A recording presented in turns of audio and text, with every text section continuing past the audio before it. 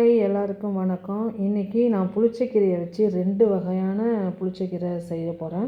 Taste அருமையாக இருக்கும். எப்படி செய்கிறதுன்னு பார்க்கலாம் வாங்க. நான் வந்து ஒரு முழுக்கட்டு இந்த மாதிரி ஃபுல்லாக கீரைங்க, அந்த காம்பு வரைக்கும் கீரை, அவ்வளோ கீரை இருந்தது. நல்லா ஆஞ்சி எடுத்தோன்னே இவ்வளோ 2 தான் நான் பிரித்து வச்சுருக்க அளவுக்கு எனக்கு கீரை இருந்தது.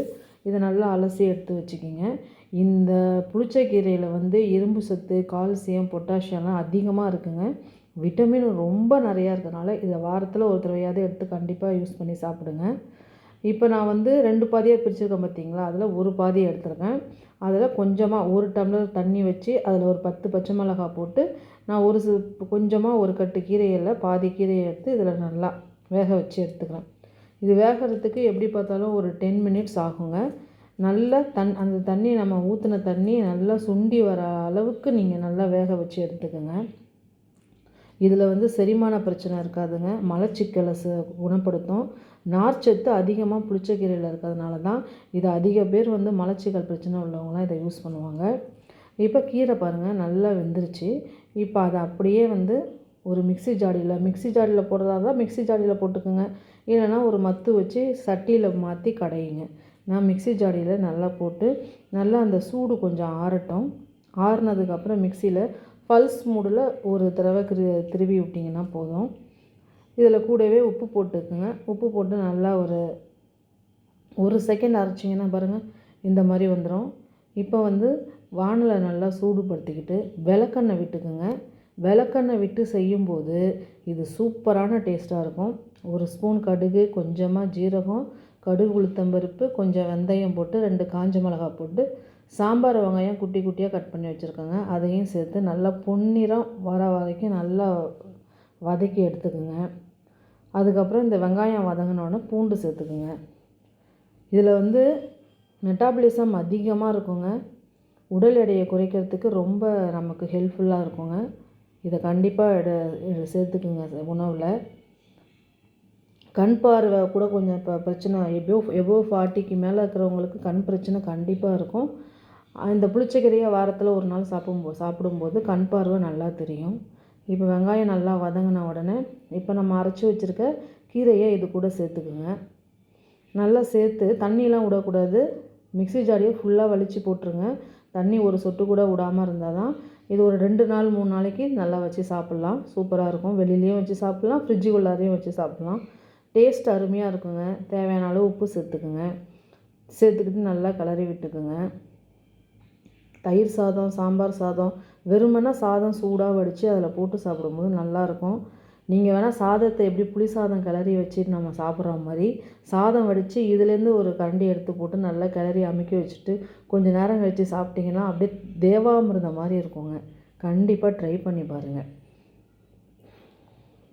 அவ்வளோதாங்க. இதை நல்லா ஆற விட்டுட்டு நல்ல ஒரு கிண்ணத்துலேயோ இல்லை பவுல்லையோ எடுத்து நல்லா ஆற விட்டு வச்சுக்கிங்க. செம்மையாக இருக்கும், சூப்பராக இருக்கும்.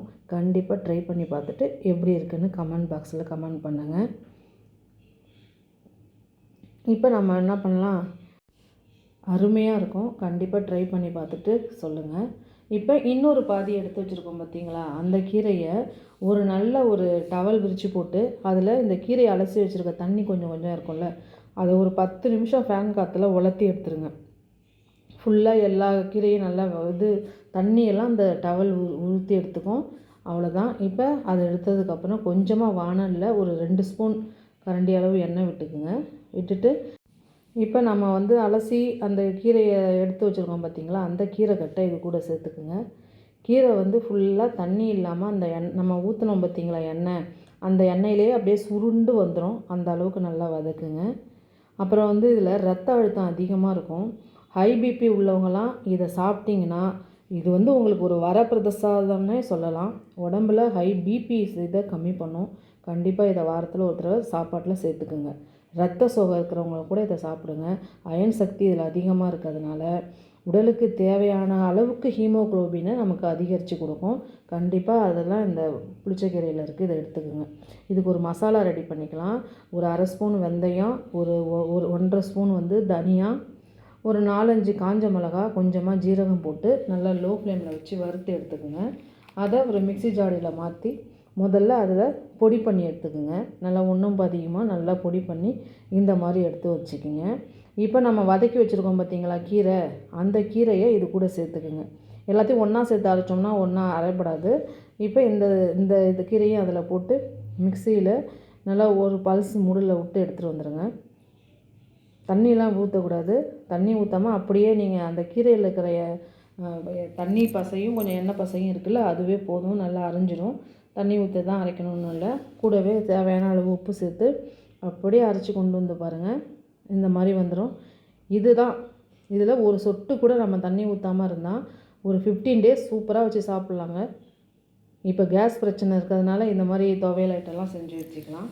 இப்போ அப்படியே ஒரு வானலில் எண்ணெய் விட்டுக்குங்க. கொஞ்சமாக கடுகு, உளுத்தம்பருப்பு, சீரகம் சேர்த்து நல்லா பொரிஞ்சோடனே தேவையான அளவு ஒரு கொத்து அளவு கருவேப்பிலை சேர்த்துக்குங்க. கருவேப்பிலை சேர்த்து நல்லா வதக்கிட்டு கொஞ்சமாக பூண்டு நான் கட் பண்ணி வச்சுருக்கேன். அதுக்கு முன்னாடி நான் கீரையை சேர்த்துட்டேன். நீங்கள் அது கீரையை அப்படியே ஓரம் கட்டிட்டு அப்படியே நான் அது ஓரமாக கொஞ்சமாக அந்த பூண்டு எண்ணெயில் சேர்த்து நல்லா வதக்கி எடுத்துக்கிறேன். நீங்கள் ஃபஸ்ட்டே பூண்டு சேர்த்துக்குங்க. பூண்டு சேர்த்து நல்லா வதங்கின உடனே கீரை எல்லாத்தையும் ஒன்று சேர்த்து ஃபுல்லாக வதக்கி எடுத்துருங்க. நம்ம ஊற்றின எண்ணெய்லாம் அதில் இருக்கவே இருக்காது. ஏன்னா ஒரு 15 நாள் வச்சு சாப்பிடும்போது இந்த கீரையோட தன்மை வேறு மாறாமல் இருக்கிறது கொஞ்சம் எண்ணெய் கொஞ்சம் கூடுதலாக தான் இருக்கும். நீங்கள் எப்படி ஊறுகாயிலலாம் போடுவீங்களோ அது மாதிரி தான் இதுக்கு தான் கோங்குரா சட்னின்னு சொல்லுவாங்க. நல்லா நம்ம ஊற்றின எண்ணெய்லாம் சைட்லலாம் பிரிஞ்சு வந்து நிற்கிது பார்த்திங்களா? இந்த அளவுக்கு வரும்போது ஸ்டவ் ஆஃப் பண்ணிவிடுங்க. கொஞ்சமாக பெருங்காயப்பொடி சேர்த்துக்குங்க. பெருங்காயப்பொடி சேர்த்து நல்லா லோ ஃப்ளேமில் இன்னும் ஒரு 5 செகண்ட் இருந்தால் கூட போதும். அவ்வளோதான் பாருங்கள், நல்லா இதாகிடுச்சு. இவ்வளோ தாங்க பக்குவம். இப்போ இதை நல்லா சூடு ஆற விட்டு ஒரு கண்ணாடி கிளாஸ்லேயோ இல்லை உங்களுக்கு எதில் வச்சா சௌகரியமாக இருக்குமோ அந்த மாதிரி ஒரு டப்பாவில் எடுத்து நல்லா வச்சுக்கிங்க. சாப்பிட்றதுக்கு அவ்வளோ சூப்பராக இருக்கும். இதை தயிர் சாதம், மோர் சாதம் எல்லாத்துக்கும் செஞ்சு சாப்பிட்டு பாருங்கள். குழந்தைங்களுக்கு விருப்பமாக கொடுங்க. நல்லாயிருக்கும். பிடிச்சிருந்தா இந்த வீடியோ பிடிச்சிருந்தா லைக் பண்ணுங்கள், சப்ஸ்கிரைப் பண்ணுங்கள், ஷேர் பண்ணுங்கள். கண்டிப்பாக லைக் பண்ண மறக்காதீங்க. மீதி இருக்கிறத கொஞ்சமாக அதில் சாதத்தை போட்டு பரட்டி சாப்பிடும்போது அப்படி இருந்தது. தேங்க்யூ ஃபார் வாட்சிங்.